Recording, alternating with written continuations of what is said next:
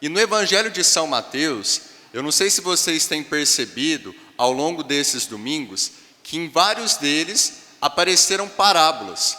Ou seja, Mateus, ouvindo de Jesus diversas parábolas, ele colocou no seu Evangelho. E a parábola de hoje, que está no capítulo 25 de São Mateus, e é uma parábola própria do Evangelho de São Mateus, é a conhecida parábola das 10 virgens, ou das 10 jovens. E Jesus, lembra que quando eu falava das parábolas ao longo do ano litúrgico, eu sempre dizia que cada parábola que Jesus contava tinha pelo menos 3 elementos básicos. Primeiro, toda vez que Jesus contava uma parábola, ele usava elementos cotidianos da tradição judaica e do tempo em que ele vivia. Segundo elemento, toda vez que Jesus contava uma parábola, ele fazia comparações nas parábolas. E o terceiro elemento, que é o mais importante, toda vez que Jesus contava uma parábola, por detrás daquela parábola sempre havia um mistério, um enigma. E essa parábola que nós ouvimos hoje, o que Jesus estava dizendo? Olha como que ele pega os elementos das tradições judaicas. Jesus está contando de um noivo que estava chegando para a festa de casamento e que 10 jovens aguardavam esse noivo. E realmente na tradição judaica, o casamento sempre teve uma importância muito grande. Tanto o ritual, a celebração na qual o homem e a mulher se uniam, quanto a festa de casamento. Na tradição judaica, a festa de casamento era tão importante que ela poderia durar 7 dias. Ela poderia durar uma semana, porque era a alegria do novo casal e aqueles que participavam da festa de casamento compartilhavam dessa alegria.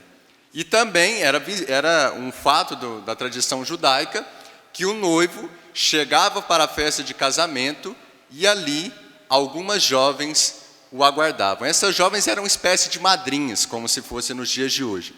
E elas esperavam com as lâmpadas acesas, ou seria uma espécie de lamparina, ou até mesmo tochas.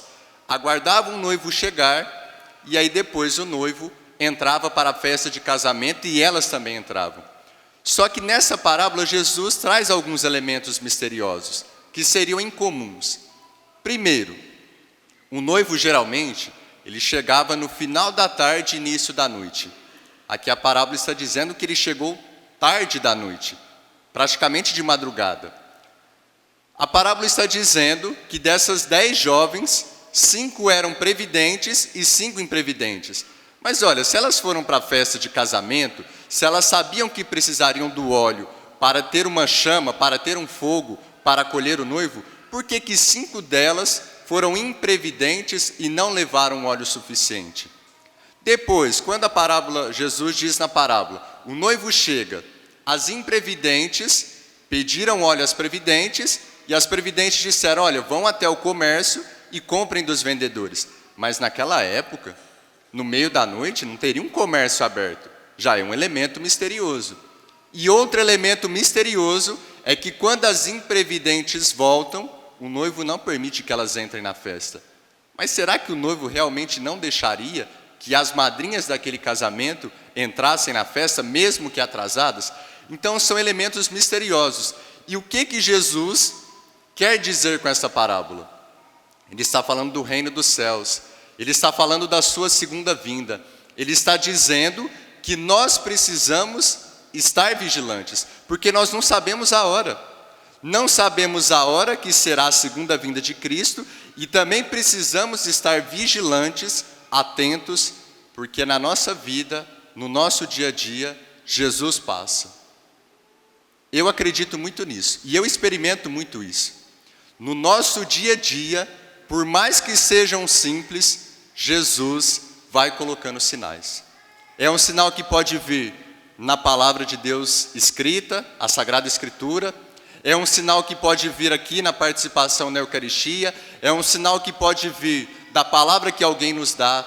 É um sinal que pode vir de uma providência de Deus na nossa vida.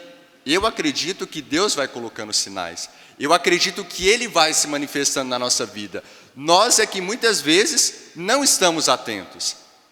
Mesmo quando vem um momento difícil, mesmo quando vem uma turbulência, ali Deus está nos dizendo algo. Só que nós precisamos estar atentos, estar vigilantes para perceber os sinais de Deus. E aqui a tradução do lecionário, quando fala dessas jovens, traz o termo previdentes e imprevidentes. Mas quando nós olhamos para o grego, o original, o grego traz as jovens sábias e as jovens tolas. Se nós queremos estar atentos aos sinais de Deus, se nós queremos estar vigilantes, precisamos da sabedoria.